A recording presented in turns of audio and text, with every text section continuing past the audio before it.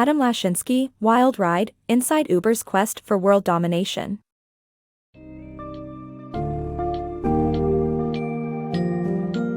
Embark on a thrilling journey through the world of Uber with Wild Ride, Inside Uber's Quest for World Domination, by Adam Lashinsky. Delve into the mind of Travis Kalanick, a seasoned entrepreneur, and discover how his previous ventures influenced his collaboration with Garrett Camp in creating the revolutionary platform we now know as Uber. Get an inside look at Uber's struggles and triumphs as it battles regulators, taxi services, and fierce competition from companies like Lyft. This summary will take you from Uber's humble beginnings to its ambitious attempts at global domination while shedding light on the company's controversial actions and the impact of its disruptive technology.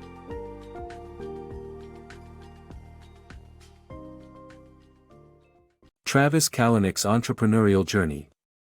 Travis Kalanick, the co-founder of Uber, embarked on his entrepreneurial journey while studying a dual degree in computer engineering and business at UCLA. Kalanick's first venture, Scour, taught him valuable lessons about startup fundraising and the importance of vetting investors. His next startup, Red Swoosh, was a legally irreproachable twist on Scour and sold to his competitor, Akamai. After the 2007 sale netted him $3 million, Kalanick launched his career as an angel investor and startup advisor. The birth of Uber. In 2007, Garrett Camp, founder of StumbleUpon, met with entrepreneur Travis Kalanick at a tech conference, and they later became travel companions. One snowy day in Paris, they struggled to hail a taxi, which prompted Garrett to think about a solution that involved using his smartphone's GPS. The original idea was to create a limo service, but Kalanick suggested using other people's cars instead of owning a fleet. This was a crucial insight that contributed to transforming Uber Cab, later renamed Uber, from SOSO startup to a successful one. Kalanick and Camp worked together to build the company, with Kalanick hiring key players and introducing AT&T to Uber as a smartphone provider. The service was launched in 2010 as a tech-savvy way of calling a private town car, and it secured $1.25 million in seed money from investors. The idea of tapping a button and getting a ride had turned into a reality. The rise of UberX and UberEats. Uber's shift from town cars to hybrid vehicles and Lyft's introduction of ride-sharing led to the rise of UberX and UberEats. As Lyft's success grew, Uber also embraced non-professional drivers, and UberX was launched in 77 markets by the end of 2013. Uber launched UberPool to compete with Lyft's carpool service and offered sign-up bonuses and discounts to win over drivers and customers. Although Lyft never gained Uber's scope, it cost Uber significant profits. Eventually, Uber reframed itself as a platform for delivering anything from barbecue to roses, leading to the creation of UberEats. Uber's battle against municipal authorities.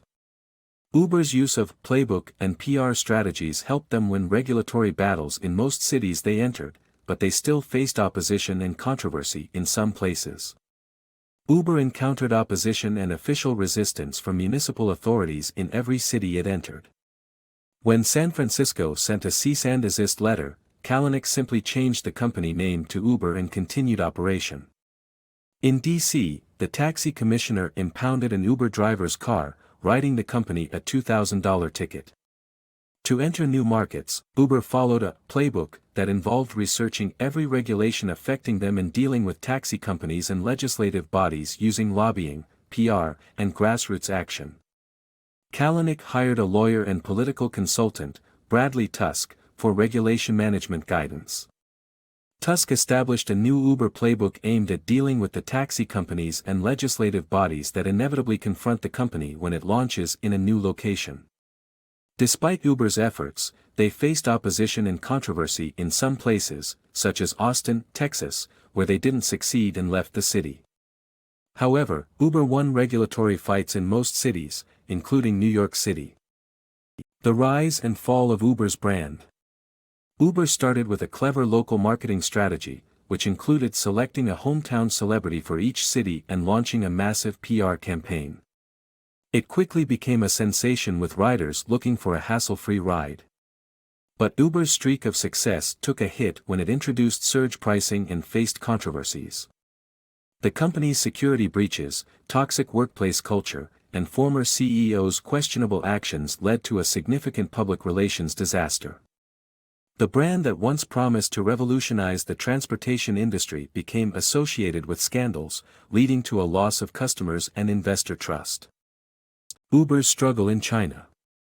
Uber entered China in 2013 and faced fierce competition from Didi, a domestic rival backed by Tencent.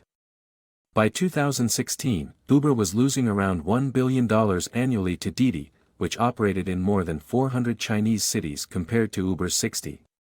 Despite Uber's ambitions, it became clear that Didi's model of focusing on the taxi market was more successful. In May 2016, Apple invested $1 billion in Didi. In August of the same year, Uber announced that Didi was purchasing Uber China, and in exchange, Uber received 17.7% of Didi, worth $6 billion.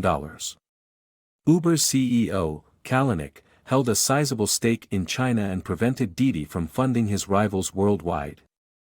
The race for autonomy. Uber's pursuit of self-driving technology. Uber's CEO Travis Kalanick was aware of the potential of autonomous vehicles to revolutionize the ride-hailing industry. In 2014, he was warned about the imminent arrival of this technology by Jeff Holden, who said that whoever used it first could become the Uber of the future. Uber then invested in forming a self-driving tech team to catch up with competitors like Google and Tesla. By August 2016, Uber had a prototype, imperfect but enough to achieve Kalanick's marketing goals, and later that month, Uber acquired Otto, a self-driving long-haul trucks developer. By early 2017, Uber had established partnerships with major automakers such as General Motors, Volvo, and Daimler. Self-driving cars were expected to become available in 10 to 15 years, according to Kalanick, but Holden forecasted it would happen quicker and whoever owns this technology could have an advantage. Uber's pursuit of autonomous vehicles shows that the company is willing to take risks and invest in research and development to stay ahead of the curve. The reality of being an Uber driver. Joining Uber as a driver takes less than an hour, but making a living out of it is tough. Author Adam Lashinsky's interviews with Uber drivers reveal that they have to hustle hard to make ends meet, and many drivers find Uber's claim about not affecting their pay to be nonsense. Photographer Todd Snover drives during peak hours to make extra cash, while former cabbie Binyam Tesfaye worries about the wear and tear on his car and has to drive almost non-stop to reach financial goals.